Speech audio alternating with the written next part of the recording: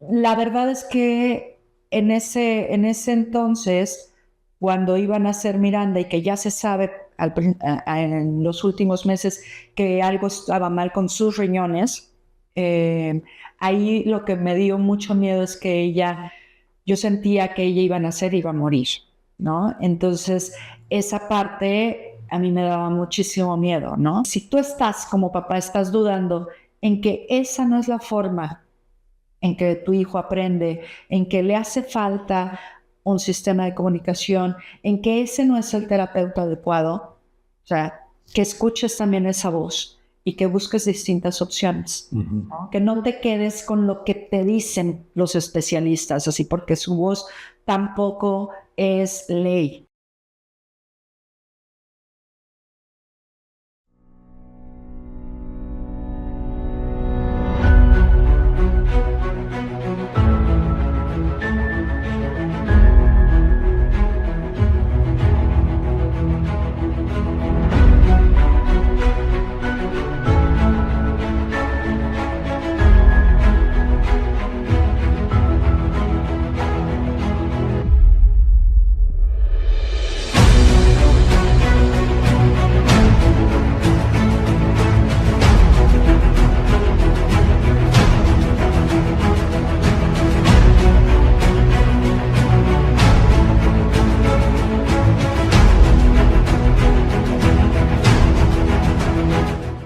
Hola, ¿qué tal, amigas, amigos? Bienvenidos a el primer episodio de Gente que Cambia Vidas, un programa que va a abordar la vida de personas que con su amor, con su voluntad, con su pasión, tocan la vida de otras personas para volverlas maravillosas. Y hoy que es nuestro primer programa, de verdad estamos maravillados de tener a una maravillosa persona, a una maravillosa mujer que va a ser nuestra madrina.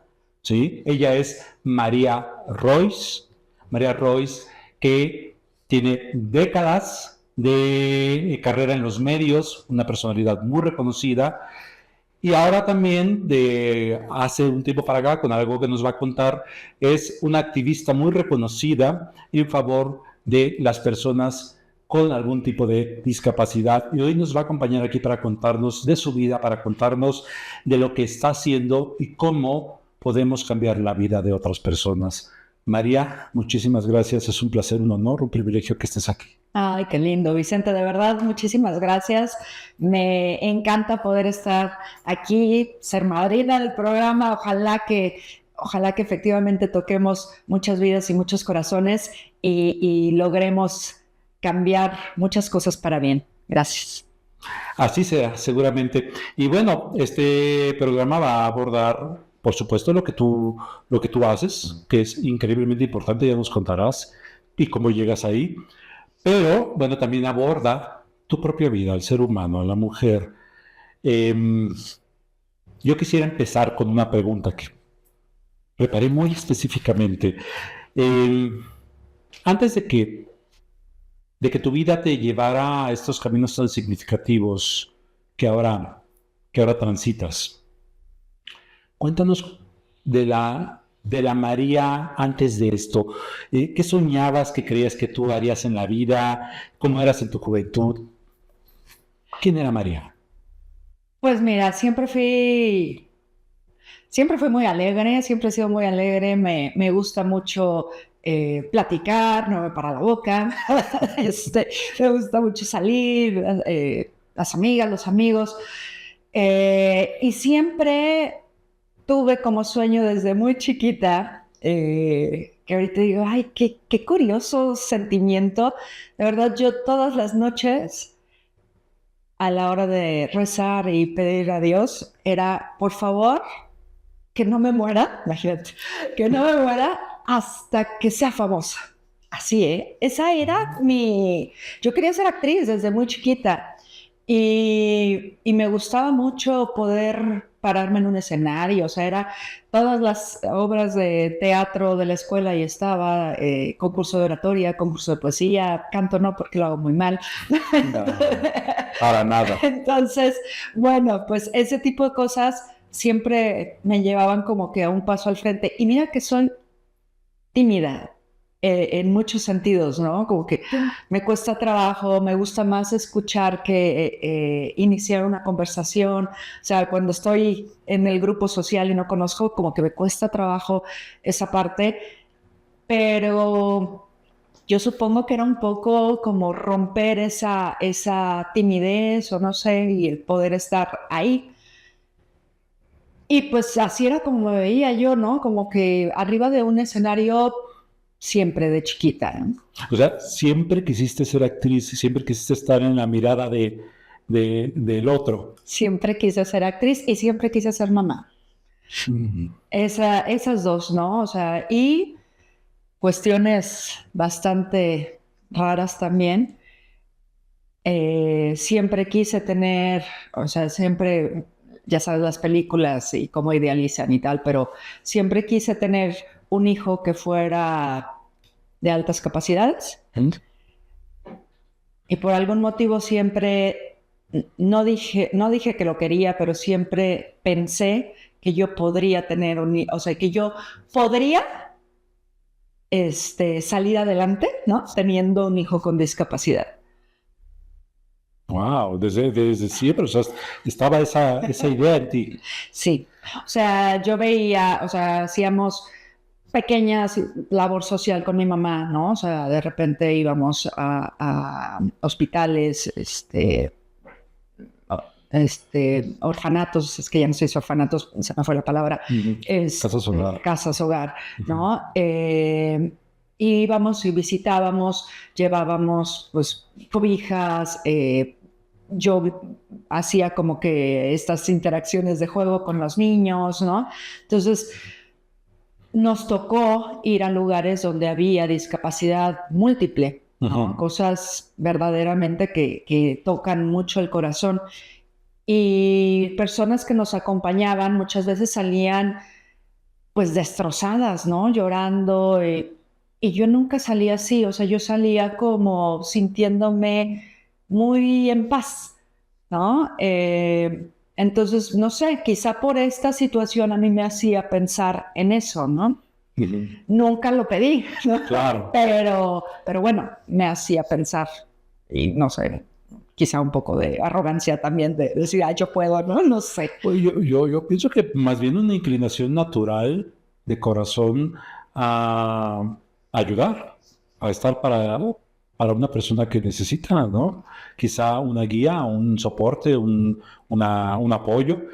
Qué interesante. Y tú, bueno, María y yo tenemos un pasado común porque tanto ella como yo estudiamos cuando éramos muy jóvenes en el CEA, en la Escuela de Actuación de Televisa, fuimos compañeros. Y después tú entras a desenvolverte en el medio de la actuación, ¿no? Sí, bueno, yo empecé en la actuación, yo empecé a los 12 años, en teatro y así, y después estuve haciendo la carrera ahí en Televisa, que fue cuando nos coincidimos, y luego pues seguí con obras de teatro que no estrenaron. Solía pasar. Sí. Pero personajes muy pequeños en telenovelas, programas unitarios, y de ahí ya también como que mi camino se fue hacia Canal 11, y en Canal 11 fui conductora de muchos programas, pues por 20 años, poco más, no, como 20 años. En la pandemia ya rompimos las... Pero en Canal 11 fue en realidad tu casa donde te desenvolviste. Me acuerdo de tu programa, de todo, con María Royce, ¿no? Sí. Entre otros. Sí. Sí, o sea, bueno, en Canal 11 empecé con 2 programas de ciencia y tecnología, y después me dieron la oportunidad para estar en De Todo con María Royce, que fue pues increíble, la verdad. O sea, fue una súper oportunidad porque además tuve mucha libertad, ¿no? Al principio era un programa en vivo y después pues como que yo veía que hacía falta algo, ¿no? Entonces empecé a pedir que fuéramos a locaciones, ¿no? Que hiciéramos programas especiales. Empezamos a hacer programas especiales. El primero fue en Tlaxcala, ¿no? Entonces era de todo Tlaxcala y padrísimo porque no solo era conductora, sino que también llevaba, digamos, un poquito como que las relaciones públicas. Entonces yo hacía todos los contactos al principio, oye, queremos ir a grabar, ¿qué me puedes dar, no? O sea, ¿qué me puedes dar en hospedaje, en comidas, transporte? Porque no había medios para hacerlo. Entonces conseguía todo esto por parte de las secretarías de turismo, ¿no? De los estados, y entonces nos íbamos y padrísimo, nos íbamos, y como el programa era en vivo, nos íbamos el fin de semana y a grabar como locos todo el fin de semana, pero sin descanso, y a traer un material hermoso que después de esto, al ver cómo jalaba, cómo la gente le gustaba, pues decidimos, o sea, después de que se hicieron muchos especiales, decidimos llevar el programa a la calle y entonces ya de todo dejó de ser en vivo para hacer un programa grabado en locación exclusivamente. Muchísimo aprendizaje. Súper. De todo, ¿no? Ahora sí que de todo. De todo, absolutamente, porque si era una salpicada, pues, de lo que nos encontrábamos. O sea, muchas veces íbamos, sobre todo en estos especiales, íbamos sin un guión, en el que de repente veíamos llegábamos como aquí, ¿no? A este edificio en el que veíamos una exposición de arte que no pensábamos encontrarnos y empezábamos, ok, veníamos a esta, ¿no? A esta entrevista, pero nos encontramos con esta galería y dijimos, oye, ¿podemos grabar? Sí, sí, y entonces empezábamos y hacíamos una nota sobre la galería. Entonces era mucho ese descubrimiento in situ, ¿no? Padrísimo. Sí, me imagino, súper fresco todo, ¿no? Y en esos primeros años de carrera, supongo que debiste haber tenido influencias de otras personas que pues van más adelante, ¿no? ¿Recuerdas a alguien que haya influido positivamente, que te haya quizá guiado, abierto el camino, que te haya inspirado? Fíjate que pues no lo sé, yo nunca pensé en ser conductora, ¿no? O sea, ese no era como, yo me veía como actriz y de hecho muchas veces creo todavía que fui mejor actriz que lo que soy conductora. O sea, sí me tocaba realmente las partes, los sentimientos y todo, o sea, sí me gustaba mucho, pero a una figura como tal, como que nunca me puse a analizar a nadie. Sin embargo, definitivamente el estar trabajando en Canal 11 acompañada de alguna manera de Cristina Pacheco, que era un mujerón y que al momento de hablar con ella, si bien teníamos pocos encuentros, siempre tenía una palabra amable, un gesto amable, y cuando la veías en escenario, ¿no? A ella,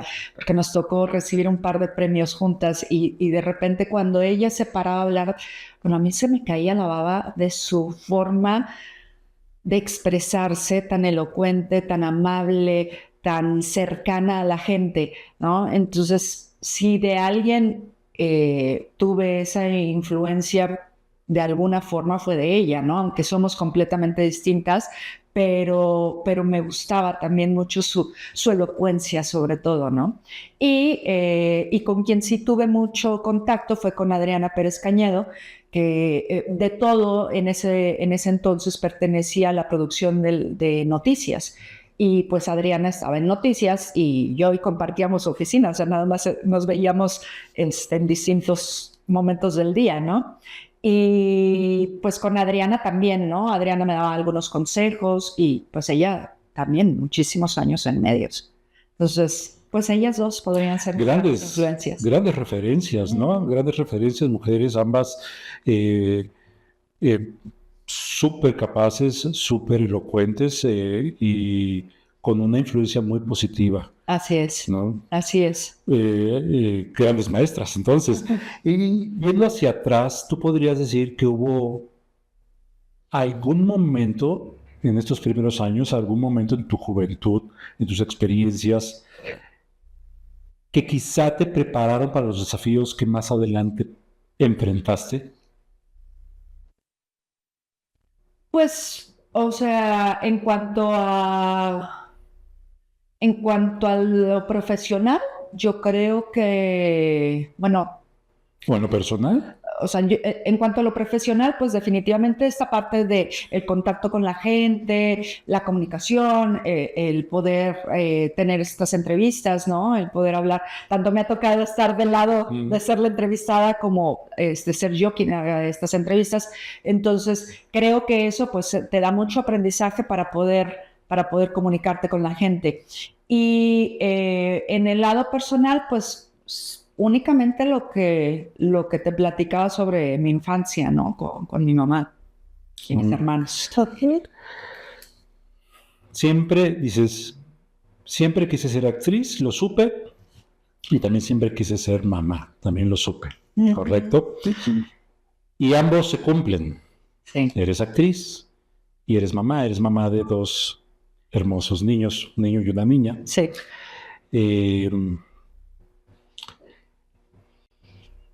Y en 2011 nace tu hija Miranda, ¿es 2011? Sí, 2011. 2011 nace tu hija Miranda. Así es. Y tu hija Miranda, vi uno de los episodios de tu programa Fuerza Interior, tu episodio con Miranda, que fue maravilloso. Ahorita nos platicarás un poquito más de eso. Tu hija Miranda nace con una condición, con un síndrome raro, como pones en tus redes, ¿no? Que cuesta al principio mucho determinar qué es lo que ocurre con ella, ¿correcto? Sí. El tema es que, a ver, existen, o sea, yo digo que es un síndrome raro, ya tengo el nombre, ahorita se los digo, pero el tema es que hay millones, ¿no? de personas en el mundo que nacen con ciertas malformaciones congénitas, ¿no? Algunas son mayores, otras menores, y desafortunadamente en muchas ocasiones no llegan a un diagnóstico porque los estudios genéticos son poco accesibles.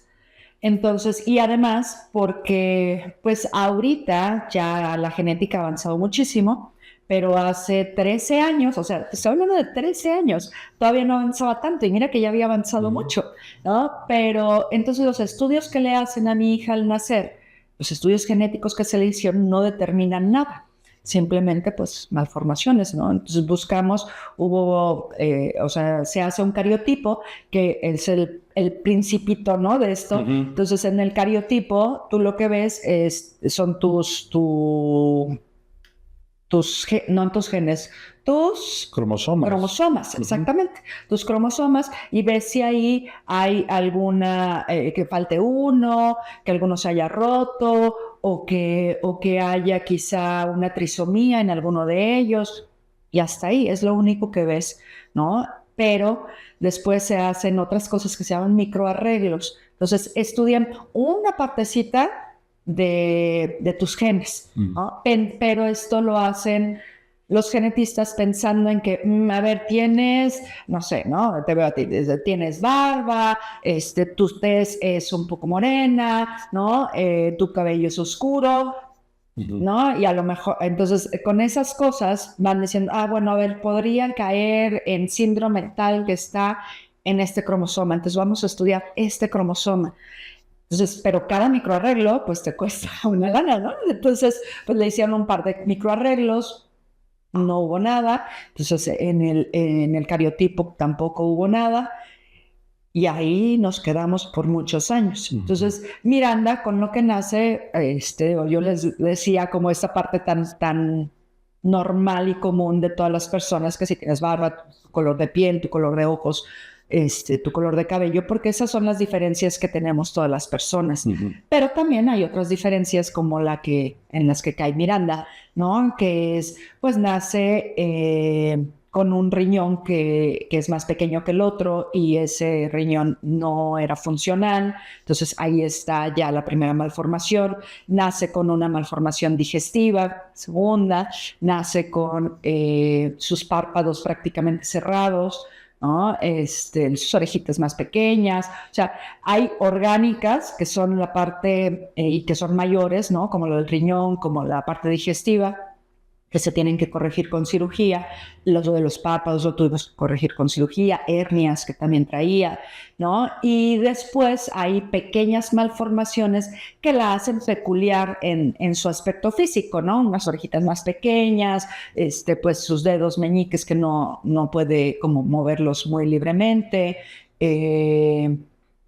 pues su forma de la cara, o sea, ciertas cosas, ¿no? Que la ves y dices, ¿no? Es Claro, distinta. distinta. Ajá. Pero entonces, pues todas estas cosas, evidentemente, la metían dentro de un síndrome raro porque no encontraban el nombre. O sea, todo esto que te digo, pues es porque no se encontraba el nombre. Y entonces ya después pues hace 3 años, creo que fue en el 21, fue que ya decidimos hacer otro estudio que salió, bueno, no sé cuántos años tenga de que haya surgido y que ya sea un poco más accesible, que se llama Exoma. Y el Exoma lo que hace es estudiar pues prácticamente cada gen. Todavía no llegan a todos los genes, ¿no? Pero entonces ya estudian cada gen y entonces ya se ve que Miranda tiene una pérdida de genes dentro del par 10, o sea, los cromosomas, el cromosoma número 10 pierde una partecita de las patitas de arriba, ¿no? Y eso la lleva a una pérdida, creo que, si no miento, como de 40 genes. Y esos 40 genes pues dan todas estas malformaciones y el síndrome se llama síndrome de George tipo 2, que es muy distinto al tipo 1. Entonces, y mira, y sí es tan poco común que únicamente hay como catalogados 50 personas en el mundo con este síndrome.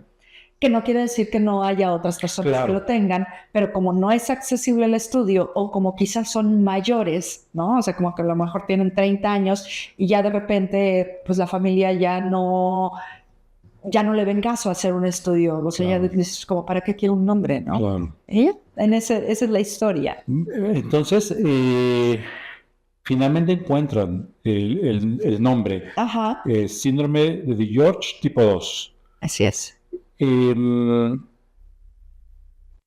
No es nada común, como estabas mencionando. ¿Cómo para ti, para tu esposo, es vivir la experiencia de que Miranda nace y les avisan a ustedes que hay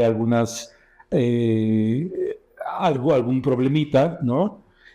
¿Cómo es vivir esa experiencia como madre, como esposa? Híjole, pues mira, desde el embarazo hubo pues como que ciertas señales, ¿no? Sin embargo, pues conforme nos hacían estudios, decían que no, ¿no? O sea, como que estaba todo bien. Sin embargo, creo que los médicos sí sabían que la cosa no estaba tan bien, ¿no? O sea, al tener ciertas señales, como que ya tenían esta perspectiva. O sea, yo, por ejemplo, el ginecólogo quería hacer una amniocentesis, pero decidimos nosotros no hacerla porque evidentemente para nosotros, ¿no? Si Miranda venía con algún síndrome o no era motivo, o sea, lo único que sería era saberlo desde antes, ¿no? Pero incluso si hubiéramos hecho la amniocentesis no hubiéramos sabido. Pero bueno, era como darnos quizá una información un poco antes de tiempo. Pero decidimos no hacerlo porque pues, queríamos seguir con el embarazo y no necesitábamos como que poner en riesgo, ¿no? Con este estudio. Y después, cuando hacíamos exámenes, pues no determinaban nada concreto, o sea, era como, no, pues parece que a lo mejor podría tener una cardiopatía, no se dio la cardiopatía, ¿no? Parece que a lo mejor tú puedas tener preeclampsia, no se dio. Puede ser, en el principio, puede ser que venga con síndrome de Down, no está descartado el síndrome de Down, o sea, como era muy así, ¿no?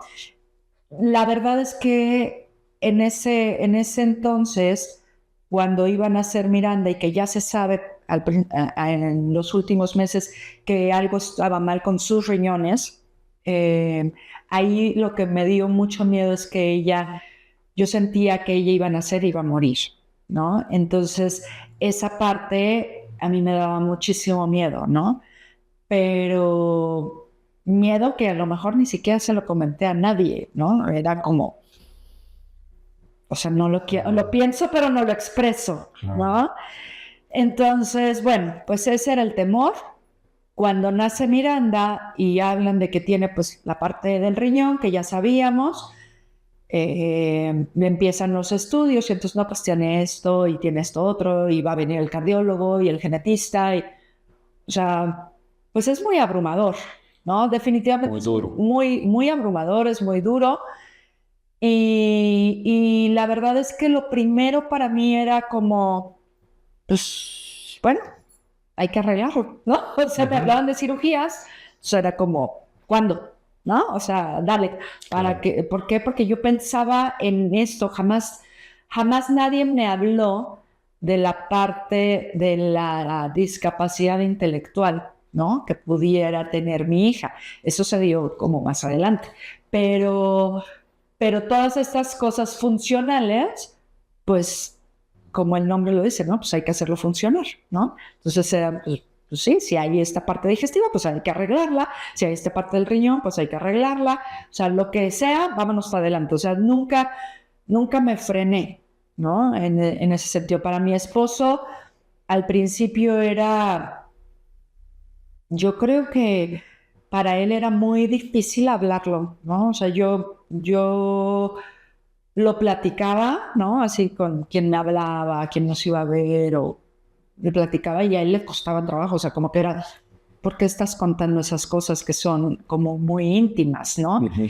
Y yo decía, bueno, pues porque, o sea, porque no tiene nada de malo, ¿no? O sea, porque es parte de mi hija. Y además, cada persona tiene su manera Distinta de lidiar con eso, ¿no? De lidiar.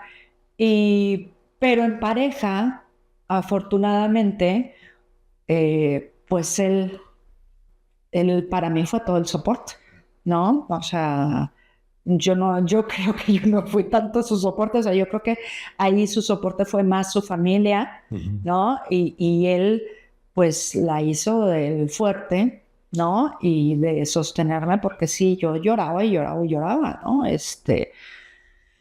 A ver, no lloraba como, o sea, lloraba en cuanto a situaciones de, pues me angustiaba o cosas, ¿no? O cuando me daban un nuevo diagnóstico o cosas como que pues sí se me venían las lágrimas. No lloraba de, ay, ¿por qué? No, para nada, ¿no? Pero sí me angustiaba mucho lo que pasaba, ¿no? Y me angustiaba mucho, que esa es la otra parte durísima, pues mi hijo. Porque mi hijo tenía 2 años, bueno, tenía 1 año, 11 meses cuando nace Miranda. Entonces yo tenía que pasar mucho tiempo en el hospital, en médicos y demás, y mi hijo, pues, se quedaba en casa con mis papás o con mis suegros y era muy angustiante. ¿Te llegabas a debatir con la culpa? Oh, bueno, todavía es parte de, ¿no? O sea, porque uno quiere hacer las cosas bien para todos, ¿no? Entonces, pues para nosotros era mejor que Mateo se quedara jugando, pues tranquilo, ¿no? Que fuera al parque, que hiciera cosas, a que nos acompañara, ¿no? A todos lados.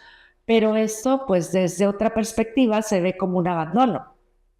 Y se puede sentir, el niño puede sentirlo así. Exacto. Y es terrible, me imagino, como madre, saber que evidentemente tú no quieres eso, pero las circunstancias te rebasan.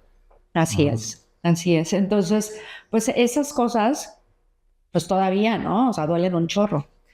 Pero bueno, pues fue intentando hacer lo mejor para la familia. Claro. Y evidentemente hay una alteración muy, muy grande, ¿no? Un giro tremendo en tu vida personal, en la parte personal, pero también en la parte profesional hay. Sí, definitivamente. Desde que iba a nacer Mateo, pues en pareja, la verdad, decidimos que ya no podía yo seguir trabajando en de todo, porque en ese momento, que de todo era muy, muy exitoso en ese momento, la verdad, pero yo viajaba prácticamente, o sea, en pedacitos, no seguidas, pero viajaba 2 semanas al mes. Entonces, digo, pues cuando estás en pareja y recién casados lo puedes llevar y está padre, ¿no? Y no pasa nada, pero pues para un bebé no está nada divertido, ¿no? Entonces, pues yo decidí que no era la vida que quería darle a mi hijo, o sea, yo quería estar ahí para él, mira qué curioso, ¿no? Quería estar ahí para él y sin embargo, pues la vida después me cambió un poquito, me llevó a otro lado, pero bueno, yo decido dejar de trabajar. Al año de Mateo, el que era mi jefe me busca nuevamente y me dice, oye, a partir del lunes, era como viernes, o sea, a partir del lunes tienes trabajo. Mateo todavía no tenía ni un año. Y yo, ¿cómo? Sí, tengo un espacio de noticias y tal, si quieres, es tuyo. Ok, necesito estos horarios, veo cómo arreglo la parte con mi hijo, va, ¿no? Entonces empecé a ser conductora de noticias en uno de los espacios y Mateo empieza pues en una guardería y luego, pero también le dije, oye, sí está muy bien, pero, o sea, en un par de meses yo me voy a embarazar.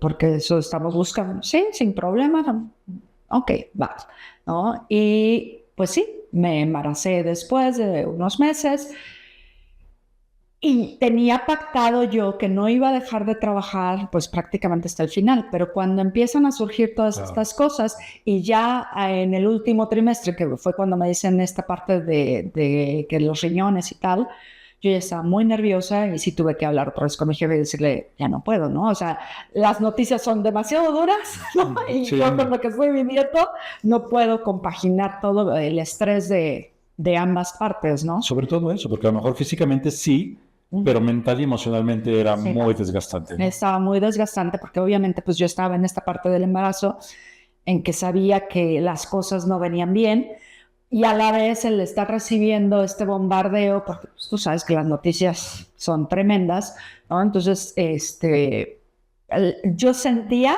o sea, con las noticias cómo se me hacía dura la panza, ¿no? ¿No?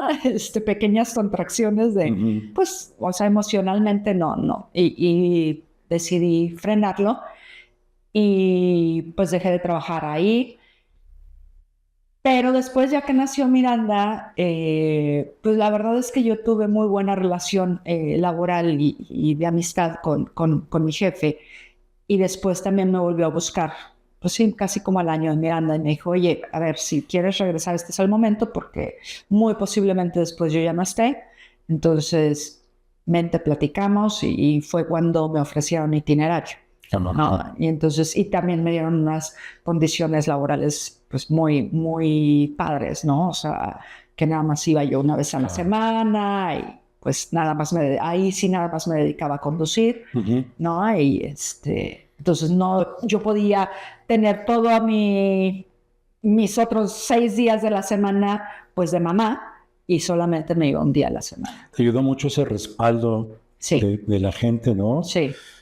Hay mamás que no lo tienen y eso es una cuestión muy difícil. Y tú mencionaste que al principio con Miranda no tenías todavía esta noticia de las condiciones de discapacidad intelectual de ella. ¿Cuándo te enteras de eso? ¿Cómo ocurre? Es que Miranda es como una cajita de Pandora, ¿no? Entonces, cuando nace Miranda era distinta, ¿no? O sea, no solo físicamente, sino que a la hora de tenerla era distinta, ¿no? Entonces, yo iba al pediatra, te lo juro, cada tercer día, ¿no? Estoy segura que toda la ampliación que hizo, la hizo gracias a... Te construiste la clínica. Un poco. No, pero bueno, el punto es que, o sea, de verdad, iba porque decía, es que está muy dura, ¿no? Está muy dura. Es que se pone azul cuando la baño, ¿no? Es que no para de llorar. Lloraba, esa era de las cosas más duras. Lloraba como 3 horas en el día sin parar.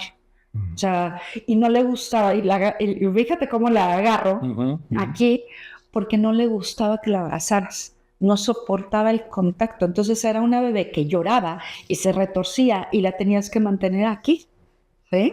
O sea, y la querías tener aquí y era bueno, o sea, brincaba para que no la pudieras ver. Entonces, obviamente era como, algo está mal. O sea, esto no es Mateo, ¿no? Mateo era aquí y ella era acá. Entonces, evidentemente como que era, algo está mal.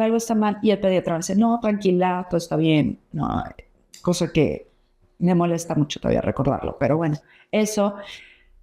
La genetista fue quien me dijo, su esposo, la genetista que la veía en ese momento, su esposo es neurólogo. Entonces, fui un día a consulta, dice, oye, mi esposo está por llegar, porque vamos a ir a comer juntos. ¿Me permites que la revise? Y yo, por favor. No.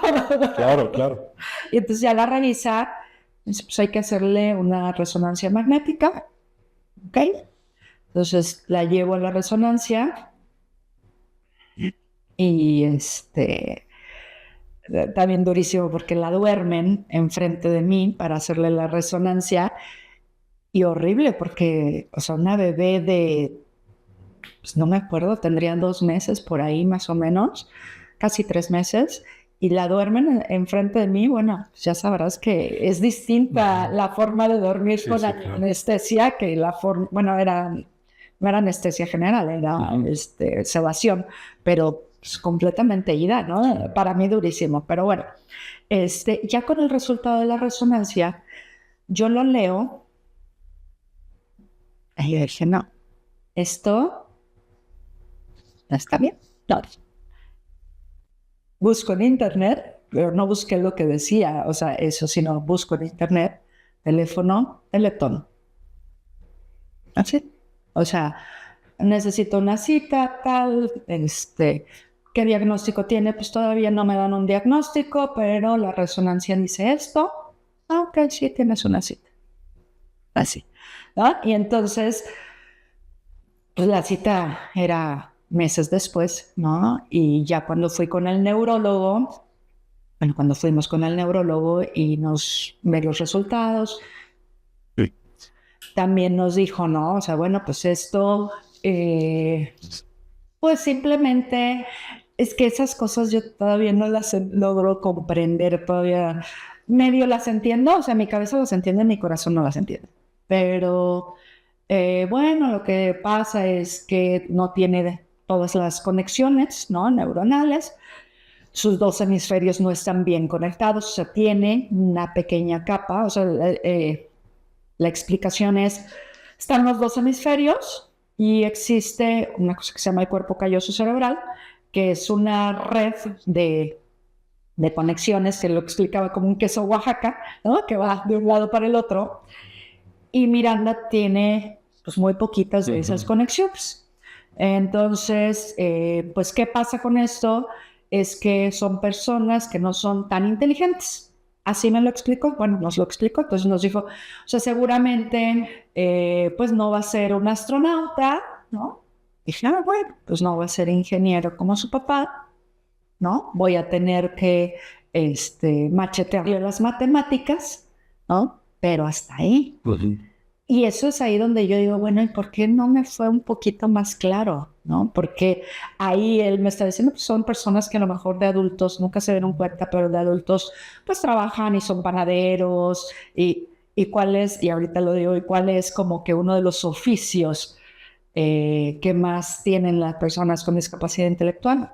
Pues hacen pasteles, venden galletas, ¿no? Entonces como que te lo velan. ¿No? Y creo que tampoco ayuda. ¿no? O sea, porque al final,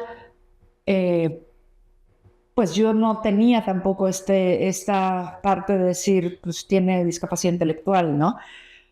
Ahora, mi parte cerebral, ¿no? Y analítica lo entiende ahora porque tampoco ellos pueden aventurarse a dar un diagnóstico cuando no conocen, pues, o sea, si fuera un síndrome de Down, pues saben perfectamente que conviven con la discapacidad intelectual. Claro. Pero en el caso de Miranda, que no tiene un diagnóstico claro, pues sí, tiene una afectación cerebral, pero ellos no saben si realmente va a tener esta discapacidad intelectual o simplemente va a tener una ligera afectación. Lo que creo yo que podría ser mejor en este sentido es decir, a ver, tiene esto, ¿no?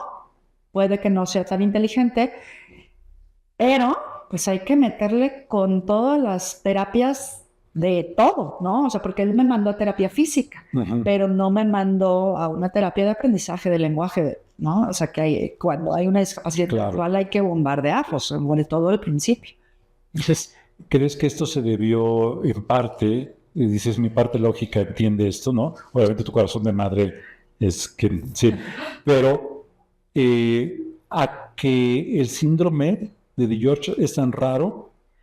Sí, o sea, ellos no tienen un diagnóstico, entonces no saben, o sea, ahorita a lo mejor, ahorita si yo fuera y les dijera, tiene síndrome de George tipo 2, bueno, pues tu hija va a tener discapacidad intelectual, ¿no? Pero en ese entonces, sin un diagnóstico, pues no pueden aventurarse a ir más allá. Simplemente creo que lo que mejor podrían hacer es sugerirte, ¿no?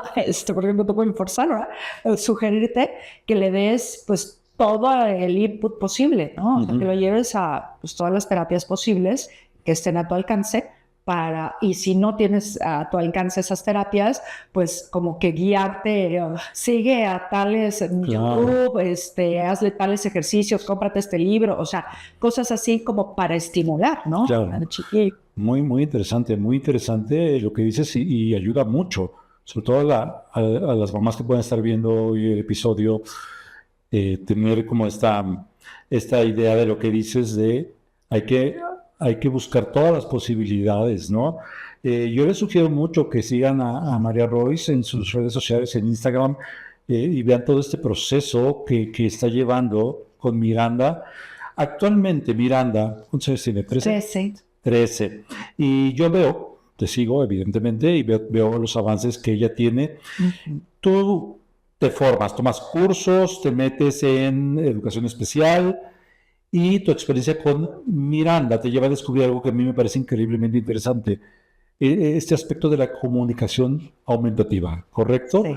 Me encantaría que pudieras explicarnos qué es esto y cómo puede ayudar tanto a Miranda como a otros niños con condiciones similares. Fíjate que entre las cosas que tiene Miranda, aparte de su discapacidad intelectual, es que no logra oralizar, ¿no? Entonces ella no, por más terapias de lenguaje que ha estado y que sigue estando, no logra el habla. Lo único que puede decir es mamá, ma, que es mats, y algunos sonidos, todos involucrando la A, ¿no? Y bueno, pues desde muy pequeña a Miranda, pues que no logra expresarse, una de sus terapeutas afortunadamente nos sugiere la lengua de señas y la lengua de señas mexicana, y con todo a lo mejor rechazo que pudiéramos tener como padres de decir, pues, o sea, ¿cómo, no? Tiene 3 años, entonces va a hablar con las manos, o sea, pues no es sorda, pero necesitábamos una forma de comunicarnos y accedimos a buscar a quien le diera la terapia de lengua de señas mexicana. Y a partir de ahí Miranda empieza a comunicarse, ¿no? Cuando empieza, fue increíble, y te lo cuento porque es parte del proceso. Fue increíble porque Miranda parecía que no entendía nada, ¿no? O sea, tú le hablabas y como que no lo entendía, querías jugar y no lo entendía. Y cuando empezamos con la lengua de señas, a la segunda clase, terapia, porque afortunadamente dimos con una mujer maravillosa que es terapeuta, pero también es maestra de educación especial, es maestra en educación especial y aprendió la lengua de señas mexicana y es maestra de lengua de señas mexicana. Entonces tenía las dos cosas y empieza a enseñarle a Miranda y en la segunda le enseña los colores, el rojo, el verde, el amarillo y el azul. Y entonces Miranda en la segunda sesión aprende a decirlos. Y a partir de ahí dijimos, wow, o sea, lo que no entendía era el lenguaje. O sea, era como si nos estuvieran hablando a nosotros en ruso. Sí, en otro idioma. ¿No? Entonces, pues si te hablan en ruso, te hablan en chino, pues no lo vas a entender. Entonces parecía como que Miranda necesitaba esa entrada distinta del lenguaje. Entonces, y la lengua de señas se pueden tomar como un tipo de comunicación aumentativo y alternativo, ¿no? Entonces, es un lenguaje para las personas sordas, pero para otras personas se puede tomar como un sistema de comunicación alternativo, en el caso de Miranda.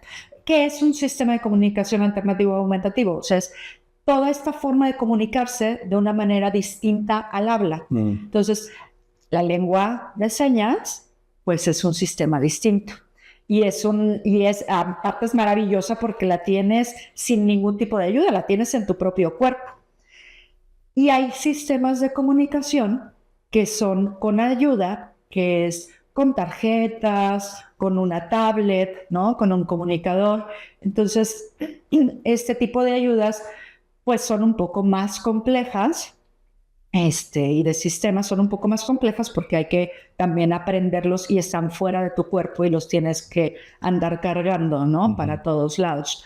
Entonces, la comunicación aumentativa y alternativa es esto, es un tipo de comunicación que te ayuda a comunicarte de una forma distinta, en el caso de ser alternativo, o aumentativo, cuando, por ejemplo, hay personas que pueden decir quizá 30 palabras, pero por alguna otra razón, por alguna razón fisiológica, no pueden tener más palabras, ¿no? Entonces, son aumentativas. O cuando tienen, sí, mucho lenguaje, o sea, muchas palabras, pero quizá no logran comunicarse efectivamente y entonces el comunicador también les ayuda.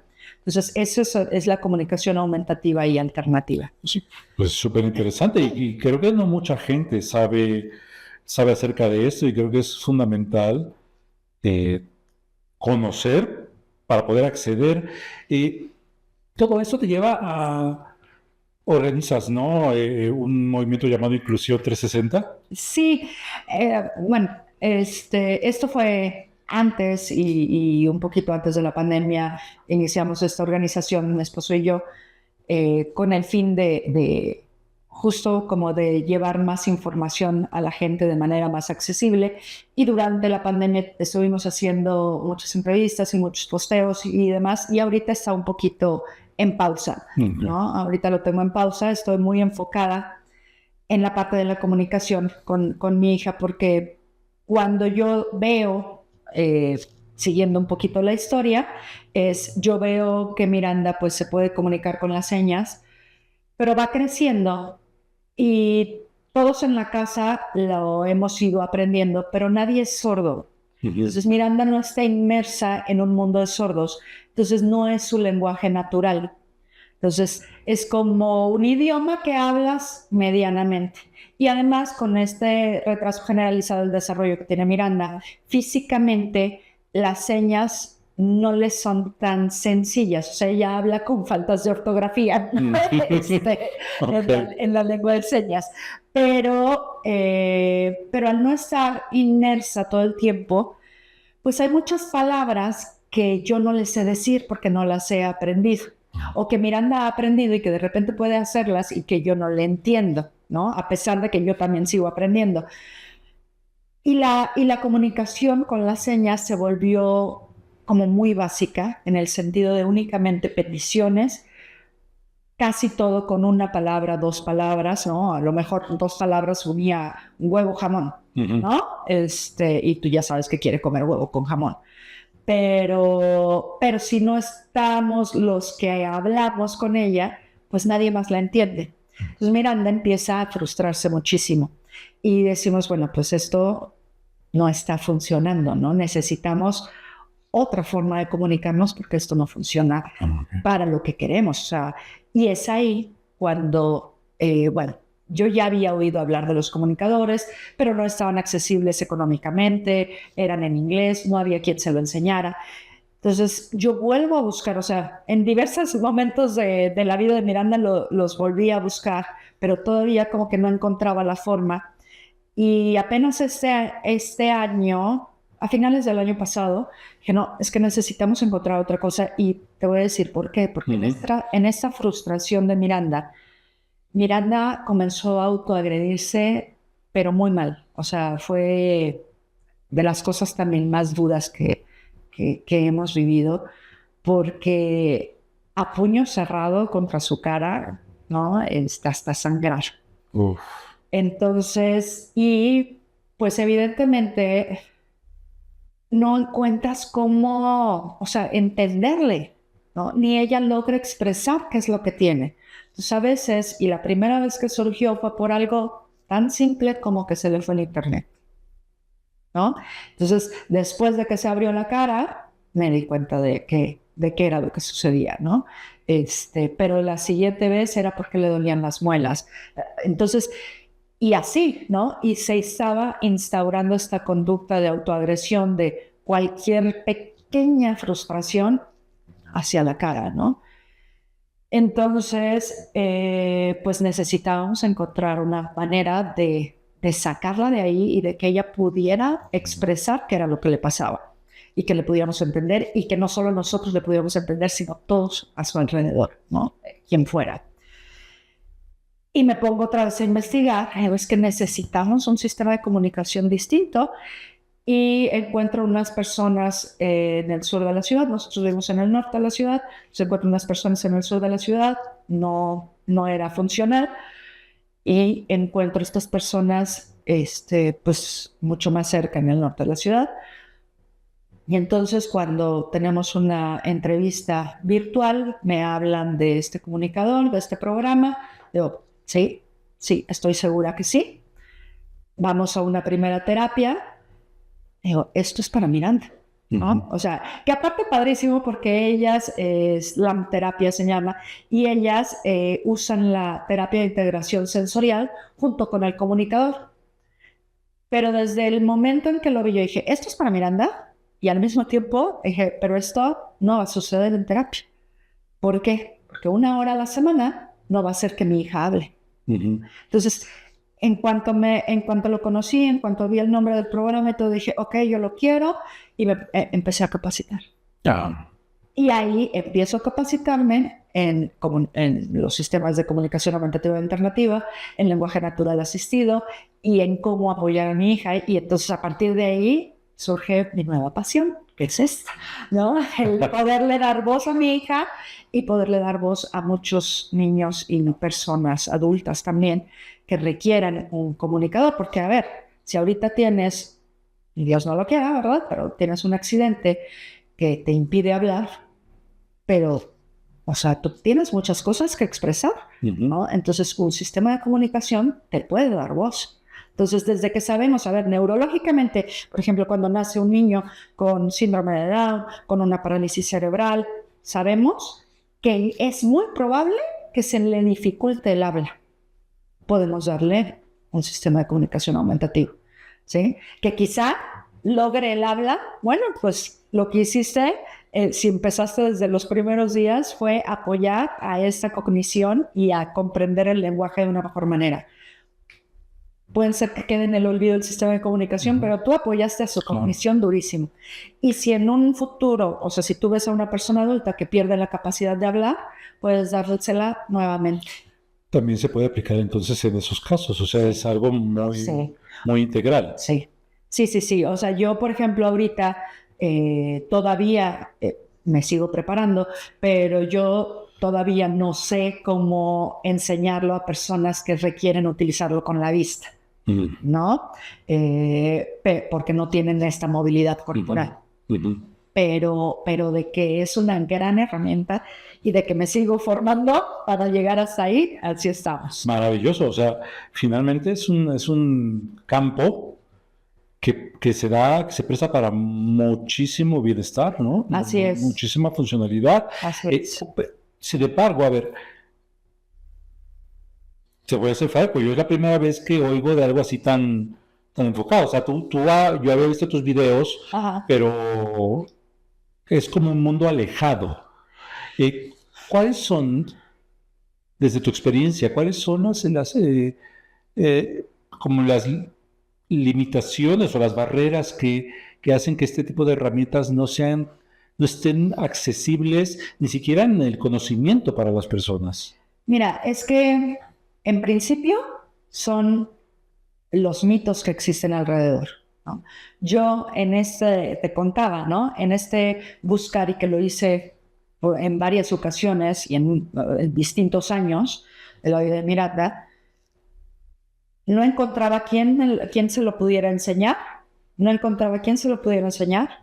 no sabía cómo acceder a él, y las mismas especialistas que nos rodeaban nos decían, es que no es para todos, es que no sirve, es que no funciona, porque hay mucho desconocimiento, porque no es, o sea, lleva mucha especialización también, ¿no? Entonces, y quizá quienes lo han hecho durante más años es en Estados Unidos, en Canadá, ¿no? Allá lleva utilizándose pues desde los años 80, ¿no? Y ha ido modificándose, pero todavía pues todavía hay desconocimiento allá, ¿eh? O sea, no estamos tan mal. Pero ahora que ya se abrió a esta parte de tener comunicadores en español, pues Latinoamérica y España ya se han involucrado mucho más. Y entonces ya empiezan a saltar estas personas, estos especialistas que se están dedicando a esto. Entonces, gracias a eso, pues yo también ya dije, mira, no, o sea, ya está en español, porque aparte que, a ver, si a Miranda le doy un comunicador en inglés, pues va a ser incluso más difícil, claro, ¿no? O sea, vamos a aprender otra vez otro idioma, ¿no? Entonces, pues ya está, o sea, ya escuchas la voz en español, ya hay formación en español, entonces ya empieza a brincar estos sistemas de comunicación y a ser más accesibles para nosotros, ¿no? ¿Cómo serían los pasos si una persona, por ejemplo, una madre, un padre que nos esté viendo, quisiera como acercarse a esto de los comunicadores? ¿Cuál es tu recomendación? Mira, lo primero de verdad es hablar con el especialista, ¿no?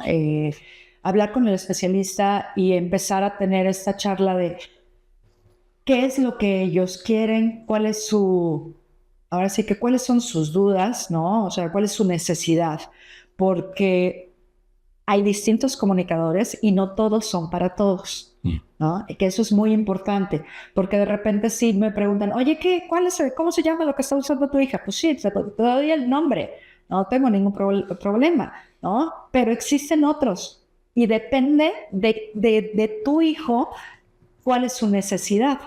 Entonces, sí necesitamos conocer primero a esta persona que lo va a utilizar para conocer sus características, decir, mira, yo creo que le va mejor este, ¿no? El que usa a mi hija es este, pero yo creo que a tu hijo le viene bien este.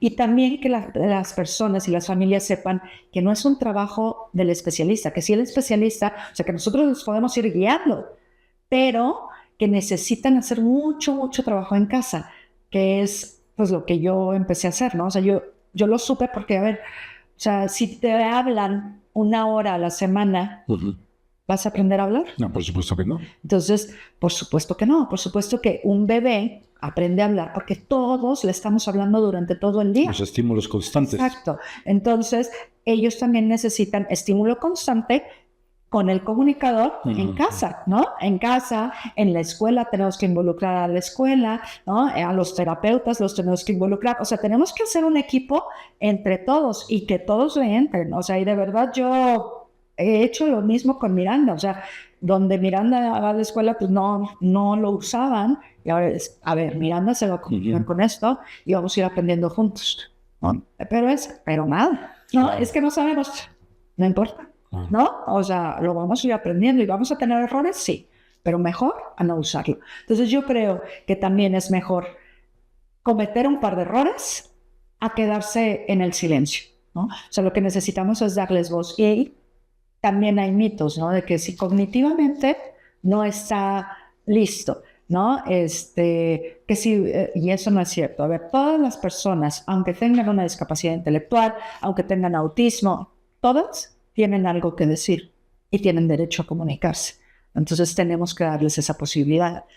No necesitan tener cierta edad para poder empezar a utilizar el comunicador, ¿no? O sea, pueden ser muy, muy pequeños, que sería ideal, como hablábamos, porque pues, los estimulas cognitivamente, o pueden ser personas adultas o mayores que necesiten utilizarlo. Otro de los miedos es que si utilizas un sistema de comunicación, ya no van a hablar. Bueno, Pero, o sea, si la gente viera cómo es el comunicador, en el que tú tienes una pantalla de inicio, pero en esa pantalla de inicio, pues solo tienes algunas palabras y tienes que moverte entre carpetas y subcarpetas para encontrar la palabra que estás buscando. Entonces tienes que ir de una carpeta a otra, a otra, a otra, a otra para hacer una oración. Eso no es sencillo. Entonces es mucho más fácil hablar con tu voz y si tú puedes hablar, o sea, definitivamente vas a hablar, ¿no? O sea, no te va a obstaculizar esto. Puede ser que te enseñe como que la ruta, el lenguaje, estimule tu cognición y si tú está en tu físico y en tu posibilidad de poder oralizar, lo vas a hacer y lo vas a dejar de lado. Y hasta de hecho te podría generar nuevas conexiones neuronales, ¿no? Sí, yo creo que sí, digo, la verdad es que eso sí no te lo podría responder, pero cognitivamente, definitivamente estás haciendo pues un trabajo que está estimulando constantemente. Y te digo, o sea, Miranda ahorita, o sea, se va a la carpeta de verbos, conjuga, empieza a conjugar, ¿no? Porque también es otra cosa, o sea, tú vas a un verbo, comer, ¿no? Y te puede aparecer en infinitivo y puedes utilizarlo al principio en infinitivo y no pasa nada. Y tú nada más con tu voz, ¿no? Le estás corrigiendo, ¡ay, te comiste una galleta!, ¿no? Pero ella dice comer, ¿no? Pero si tú lo picas, puedes ver toda la conjugación, ¿no? Entonces te puedes ir a pasado, entonces ya dices, si él comió, o si ella comió, o si ellos comieron, ¿no? O te puedes ir a futuro, o te puedes ir a imperativo. O sea, pero es como carpeta tras carpeta. Claro, pero justamente eso es completamente integrativo, ¿no? O sea, no solamente es la comunicación, es todo el sistema alrededor de la comunicación que puedes detonar con el niño o con la persona. Es maravilloso. María, desde tu corazón de madre,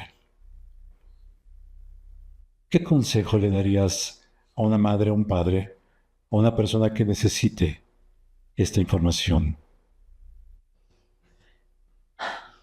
Que nunca le pongan un techo a su hijo. O sea, siempre confíen en que ellos pueden aprender, porque pueden aprender, ¿no? Y lo único que hay que llegar ahí es saber cómo enseñarles, ¿no? O sea, porque no todos aprendemos de la misma manera.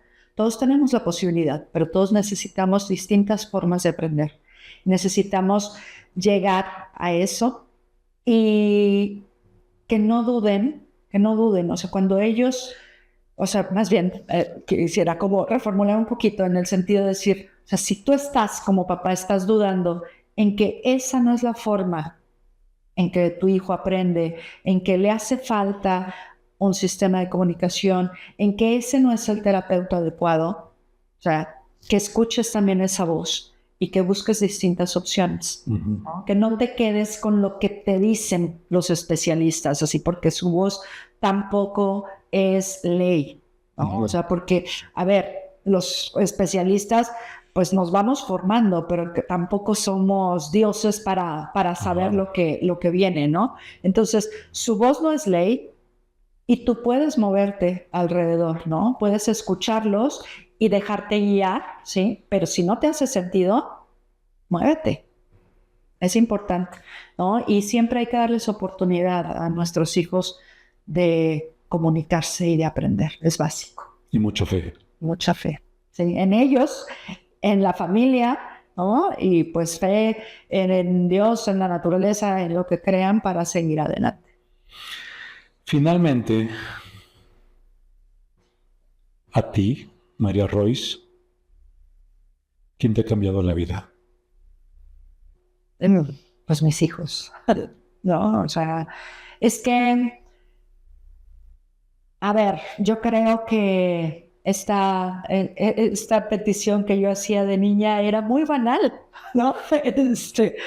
Y, y mi, y mi vida, pues, no sé, o sea, la verdad es que nunca fui como de que me interesara estar como que siempre a la moda o la última tendencia, o sea, nunca fui en ese sentido.